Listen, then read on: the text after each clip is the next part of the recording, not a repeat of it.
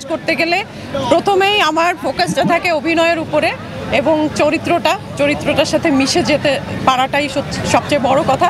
তো যেরকম প্রতিক্রিয়া পাচ্ছিলাম, পাশ থেকে বলছিল, পিছন থেকে বলছিল, এবং মানে একটু স্যাড সিনগুলোর সময়, আমার স্যাড সিনগুলোর সময় লোকজনের চোখ ছলছল করছিল।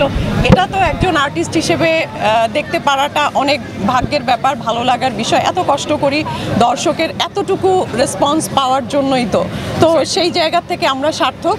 মধ্যবিত্তের গল্প দারুণ, টুকটাক ভুল ত্রুটি সব চলচ্চিত্রেই থাকবে, সেটা অস্কারপ্রাপ্ত চলচ্চিত্রেও যদি আমরা খুঁজি ভুল ত্রুটি আমরা খুঁজে পাবো, কিন্তু মধ্যবিত্তর ওভারঅল যদি সব কিছু মিলিয়ে চিন্তা করি তাহলে আমার মনে হয় কমপ্লিট একটা চলচ্চিত্র নির্মাণ করা হয়েছে।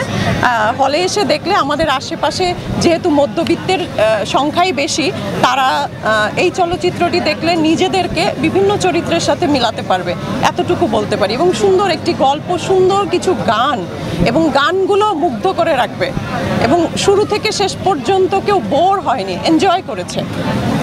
এটা কিন্তু আমরা দেখেছি যে এনজয় করেছে, প্রতিক্রিয়া দিয়েছে, নিজেদের ফিলিংগুলো শেয়ার করেছে, যেখানে একটু মন্দও লেগেছে সেটাও কিন্তু বলেছে, কিন্তু সেটা মানে পজিটিভলি বলেছে। তো এটাই আসলে আমরা চাই, ভালো লাগাগুলোই বেশি ছিল দর্শকের, এটা আমাদের জন্য অনেক বেশি ভালো লাগা।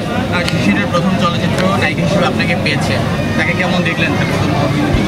হ্যাঁ, আমি এর আগের ইন্টারভিউগুলোতে বলেছি যে প্রথম চলচ্চিত্রের হিরো হিসেবে যথেষ্ট ভালো ডেডিকেশন ছিল, এবং ওর লুকটা তো অনেক ভালো লুক। তো একজন হিরো হওয়ার জন্য যে গুণাবলী দরকার ওর ভেতরে সেগুলো আছে। চলচ্চিত্রে অনেকদিন ধরে আছেন, তার যাত্রাটা কেমন হতে পারে আসলে? আমাদের চলচ্চিত্রের পথটা তো বিশেষ করে বাংলাদেশের পার্সপেক্টিভে যদি বলি, সেটা খুবই বন্ধুর, উঁচা নিচা। হ্যাঁ, তো সেইখানে তাকে যথেষ্ট ধৈর্য ধরে, মানে দাঁতে দাঁত চেপে এখানে পড়ে থাকতে হবে। হ্যাঁ, ইমোশনাল হওয়া যাবে না, রাগ হওয়া যাবে না, হেরে যেতে হবে, একদম ধৈর্য ধরে টিকে থাকতে হবে, যেমন সাকিব খান থেকেছেন এতদিন পর্যন্ত। Thank you so much.